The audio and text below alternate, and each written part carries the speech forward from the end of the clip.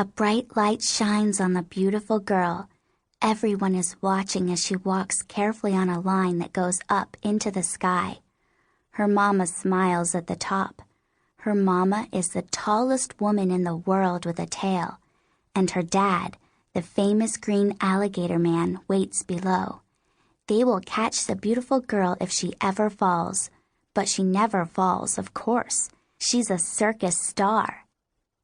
The audience claps and claps every night and shouts for more.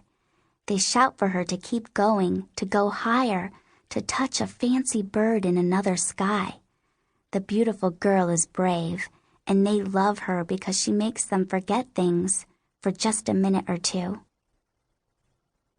Most of the leftover kids have nightmares, but me, I dream about the circus. My name is Babo. The leftover kids call me Big Mouth Babo because I have an opinion or a big mouth story for just about everything. They like my circus stories best. By now, they feel like they practically know the hairy bear boy and the clowns who all have red hair and the snake lady and the teeny tiny puppet man and the rest. They especially love the long story about my mama, the tallest woman in the world with a tail, and my dad, the bumpy green alligator man. This story, I tell them, is absolutely true, and it will definitely have a happy ending once the war cools off and the circus comes back again. And the true story about me? Well, my story started when Auntie Moo spotted me alone at the empty circus camp when I was about 3. Now I'm about 10, I think. Auntie Moo found me eating lizards and drinking rainwater from the elephant bowl, toddling around just like I owned the place.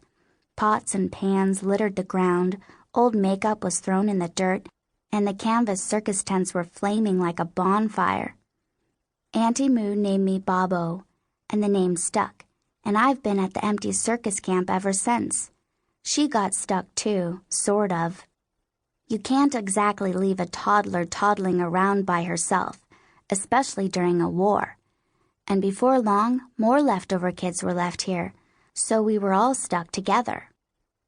I've asked Auntie Moo at least 100 times about what happened to the circus. She says that the soldiers were probably afraid of the circus freaks, so they burned everything down. But while things were burning, 3 of the soldiers got squished by the elephant, 1 soldier got chewed by the lion, 1 got squeezed to death by the big snake, and another got swallowed. And the circus animals and the circus people disappeared. That's why the villagers say our circus camp is haunted. They say that circus ghosts are still flying all over the place. They can still hear the circus music floating through the woods on windy nights. Sometimes they think they hear gasps and claps from the audience and faint, happy singing from the circus people. The villagers won't visit our circus camp because they're afraid. That's what happens during a war. Everyone is afraid of everything. But I've been here forever, and I'm not afraid, even though sometimes I hear the old circus music too. I'll never be afraid because I was here first, so that makes me the leader. I'm the brave one. Besides, there's nothing left for the soldiers to take and nothing left for them to burn, and nobody cares about the leftover kids at the leftover circus camp anyway. Nobody except my mama and dad, of course.